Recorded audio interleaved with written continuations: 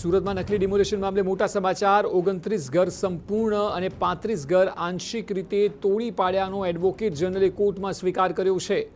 આંશિક રીતે તૂટેલા 35 ઘરનું સમારકામ કરવા મહાનગરપાલિકાનો પ્રસ્તાવ। 29 તૂટેલા ઘરના લોકોને અન્ય સ્થળે હાલ રાખવામાં આવ્યા છે તેવું મનપાનું કહેવું છે।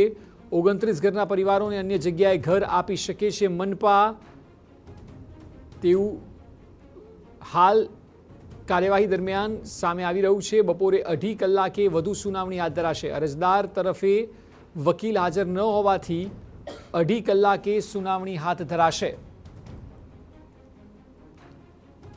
29 ઘર સંપૂર્ણ અને 35 ઘર આંશિક રીતે તોડી પાડ્યાનો એડવોકેટ જનરલે કોર્ટમાં સ્વીકાર કર્યો છે। આંશિક રીતે તૂટેલા 35 ઘરનું સમારકામ કરવા મનપાનો પ્રસ્તાવ છે અને 29 તૂટેલા ઘરના લોકોને અન્ય સ્થળે હાલ રાખવામાં આવ્યા છે તેવું મનપાનું કહેવું છે। એડવોકેટ જનરલે કહ્યું છે કે 29 ઘરના પરિવારોને અન્ય જગ્યાએ ઘર આપી શકે છે મનપા। વધુ માહિતી આપી રહ્યા છે સંવાદદાતા રોનક વર્મા। રોનક, જણાવો, આજે કોર્ટની જે પ્રોસિજર છે તે સ્વાભાવિક રીતે મહાનગરપાલિકા માટે એક મોટી ફટકાર છે, કારણ કે જે પ્રકારનું બ્લન્ડર થયું છે તે હવે બહાર આવી રહ્યું છે અને કોર્ટમાં એડવોકેટ જનરલે સ્વીકાર કર્યો છે। બિલકુલથી એડવોકેટ જનરલ દ્વારા મનપા તરફથી સ્વીકાર ચોક્કસથી કરવામાં આવ્યો છે અને આજની સુનાવણી એટલા માટે પણ મહત્વપૂર્ણ છે કે જ્યારે જવાબદાર અધિકારી તરીકે મ્યુનિસિપલ કમિશનરની બદલી કરવામાં આવી છે ત્યારબાદ આજે પ્રથમ વખત હિયરિંગ છે તે કરવામાં આવ્યું છે। એડવોકેટ જનરલે કોર્ટમાં માહિતી આપી છે કે સમગ્ર જે ડિમોલિશન હતું તેનો સર્વે કરવામાં આવ્યો છે અને એ સર્વેમાં એ મહત્વની બાબત સામે આવી છે કે 29 જેટલા ઘર સંપૂર્ણ રીતે તોડી પાડવામાં આવ્યા છે, જ્યારે 35 જેટલા ઘરોને આંશિક રીતે નુકસાન થયું છે।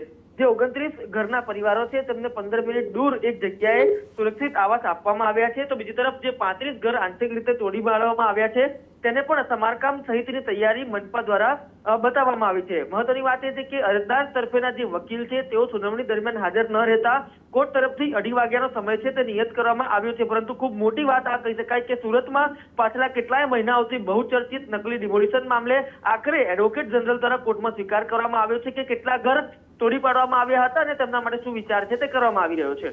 રોનક, હવે પછીની પ્રોસેસ શું રહેશે આખી પ્રક્રિયાને લઈને કોર્ટમાં? બિલકુલથી 2.5 વાગે જ્યારે બંને પક્ષે વકીલો સામસામે આવશે ત્યારે જે પ્રસ્તાવ એડવોકેટ જનરલ લઈને આવ્યા છે તે પ્રસ્તાવ ઉપર આગળ કેવી રીતે કામ થઈ શકે અથવા તો પછી અરજદારના વકીલ પોતે કહેશે કે અત્યારે અરજદારો કઈ કઈ સમસ્યાઓનો સામનો કરી રહ્યા છે, એ સમસ્યા સાંભળીને કોર્ટ તરફથી વચ્ચેનો શું રસ્તો કાઢવામાં આવશે તેના પર સૌથી નજર રહેશે, પરંતુ બંને પક્ષે ક્યાં સહમતિ સધાય છે અને કોર્ટ દ્વારા શું ડિરેક્શન આપવામાં આવે છે તેના પર એક નજર રહેશે। જી બિલકુલ રોનક, આભાર સમગ્ર માહિતી બદલ। તો 2.5 વાગ્યા બાદ હવે પ્રક્રિયા ચાલુ થશે, જેમાં એક વાત ચોક્કસ છે કે એડવોકેટ જનરલે સ્વીકાર કર્યો છે મોટું બ્લન્ડર ચોક્કસ છે મહાનગરપાલિકાનું। હવે એ તમામ લોકોને 35 જે ઘર આંશિક રીતે તૂટેલા છે તેનું સમારકામ હોય અને 29 લોકો જેમના સંપૂર્ણ ઘર તૂટી ગયા છે તેમને ઘર આપવાની વાત હોય, આ બધી બાબતોને લઈને હવે 2.5 વાગ્યા બાદની કોર્ટની પ્રોસેસ એ સૌથી મહત્વની રહેશે।